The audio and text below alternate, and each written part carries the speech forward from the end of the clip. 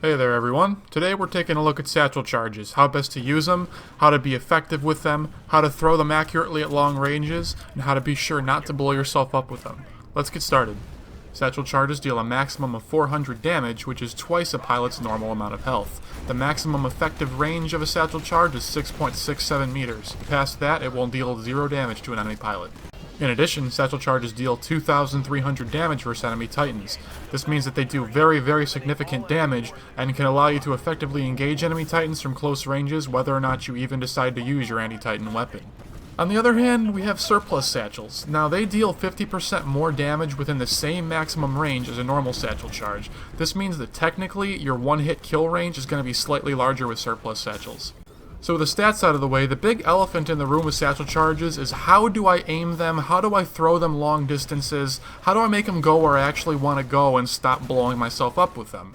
There's one golden rule with satchel charges that I believe a lot of people are not following or are simply just not aware of, is that satchel charges follow your momentum. So whichever way your body is moving, the satchel charges will follow that. I mean, obviously the way that you aim is the way that it's gonna, release from your hand, but once it's past your hand, it kind of doesn't really care what direction you were looking when you threw it. It only cares about the momentum that your entire body has. To prove it, I want you to watch the way that this satchel charge moves as I throw it. Pay careful attention to where I'm aiming when I throw it and how the satchel moves through midair. Let's take another look.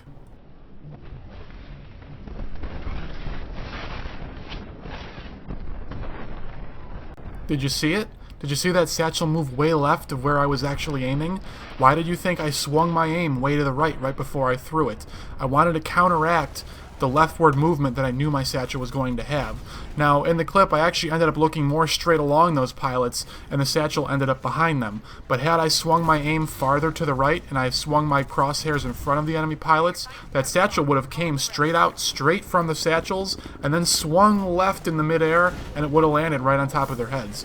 I mean, thankfully, I still got a double kill with the one satchel there, but you can see very clearly in that clip how satchel charges are influenced by your momentum. They follow the way your entire body is moving. They'll come out from the middle of your screen, but once they release from your hand, they're just going to wave over into whatever direction you're moving.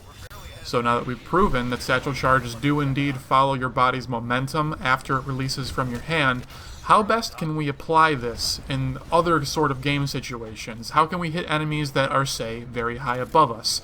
Well, the answer should be pretty obvious to you now. If you want to loft your satchel charge up in the air, just simply jump as you're throwing it. If you want to loft it to the right or left, and potentially even bend it around a corner, wink wink, all you have to do is walk in the appropriate direction while you're throwing it.